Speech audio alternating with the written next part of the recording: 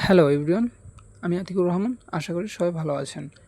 আমরা সবাই মিলে আজকে ভাঙা বাণিজ্য মেলায় যাচ্ছি। যদিও শুরু হয়েছে আরও কয়েকদিন আগে, কিন্তু আমরা ব্যস্ততার কারণে যেতে পারিনি, তাই আজকে যাচ্ছি। দেখতে পাচ্ছেন ইতিমধ্যেই আমরা বাণিজ্য মেলার কাছাকাছি চলে এসেছি। ওই দেখা যাচ্ছে বাণিজ্য মেলার গেট। তবে গেটটা কিন্তু অনেক সুন্দর করে সাজিয়েছে। আমরা এখন চলে যাব টিকিট কাউন্টারে। যতটুকু শুনেছি প্রতি টিকিট 20 টাকা করে। আমরা এসেছি 6 জন, তাই আমাদের 6টা টিকিট নিতে হবে। টিকিট কেটে আমরা গেট দিয়ে ঢুকে পড়লাম। যদিও আমাদের সাথে আমার ছোট ভাই ছিল, আমি জিজ্ঞাসা করলাম ছোটদের টিকিট কাটতে হয় কিনা। তারা তখন বলল ছোট বলতে 10 বছরের উপরে হলে টিকিট নিতে হবে, না হলে গেট থেকে ঢুকতে দিবে না। চলুন এবার বাণিজ্য মেলার সৌন্দর্যটা উপভোগ করি। দেখতে পাচ্ছেন পুরো মেলার এরিয়াটা অনেক সুন্দর করে সাজিয়েছে। আশেপাশে দেখা যাচ্ছে খাবারের দোকান, সব ধরনের খাবারই পাওয়া যাচ্ছে এখানে। তো আমরা একটু এগিয়ে যাই। দেখতে পাচ্ছেন এই শাকিল ড্রাই ফ্রুট, এই দোকানে দেখলাম প্রায় চকলেট জাতীয় সব ধরনের খাবারই রয়েছে। আমরা এখন প্রায় মেলার মাঝ বরাবর রয়েছি। মেলার চারপাশটাই দেখা যাচ্ছে অনেক দোকান, তবে মানুষ একটু কম কম লাগছে। এর কারণ এটা হতে পারে মেলা বসেছে প্রায় অনেক দিন হয়েছে।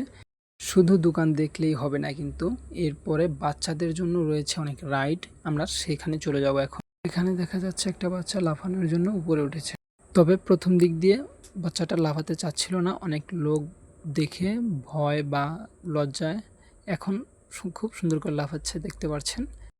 আমরা এখন নাগরদোলার কাছে আছি। ছোট ভাই বায়না করেছে নাগরদোলায় উঠবে, তাই ওকে উঠিয়ে দিলাম। যদিও নাগরদোলায় বেশি লোক নেই, এই একটার মধ্যেই দেখা যাচ্ছে নাগরদোলাটি চালু হয়ে গিয়েছে। বেশি একটা জোরে ঘুরে না। এখানে আরও রয়েছে ট্রেন, যদিও ট্রেনে যাত্রী নেই বললেই চলে। এভাবেই বাণিজ্য মেলা চলছে।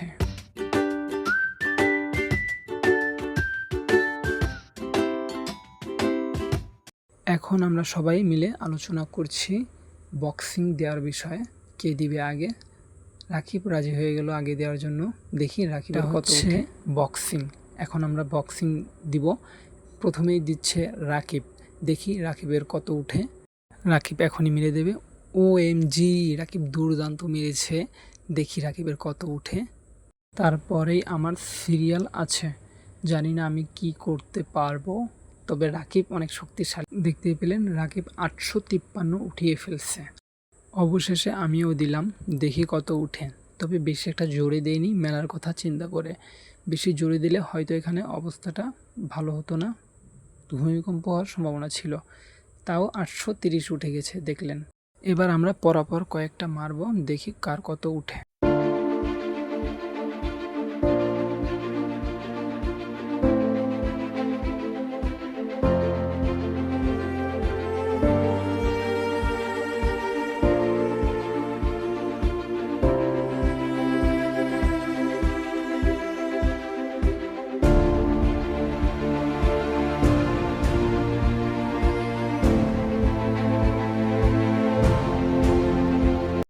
ঘোরাঘুরি বেশ হয়েছে, এখন কিছু খাওয়ার উদ্দেশ্যে যাচ্ছি, দেখি কি খাওয়া যায়।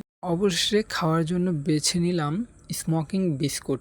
এটা গ্যাস দিয়ে তৈরি করে, এটা মুখের মধ্যে দিলে নাক দিয়ে বা মুখ দিয়ে পুরো ধোঁয়া বের হয়। তবে এটা পেট ভরার জন্য না, স্বাদটা বোঝার জন্য আমরা সবাই খেলাম। তবে খাওয়ার পরে বেশি একটা স্বাদ মনে হলো না, জাস্ট এটার ধোঁয়াটাই মনে হয় ইন্টারেস্টিং। যাওয়ার আগে ভাবলাম একটু যুদ্ধ করে যাই, তাই বন্দুক হাতে নিয়ে যুদ্ধের ময়দানে দাঁড়িয়ে গেলাম। এখন যুদ্ধ করছি, দেখি কি করতে পারি। নিশানা মোটামুটি খারাপ নয়। ফেরার পথে রাব্বির ছেলের জন্য রাব্বি গাড়ি নিল, ও রাকিবের ভাগিনার জন্য গাড়ি নিল। এইদিকে এই দুষ্ট ছেলের কাজ দেখুন। আজ এই পর্যন্তই, আমরা এখন চলে যাব বাসায়। দেখা হবে পরবর্তী কোনো এক ভিডিওতে।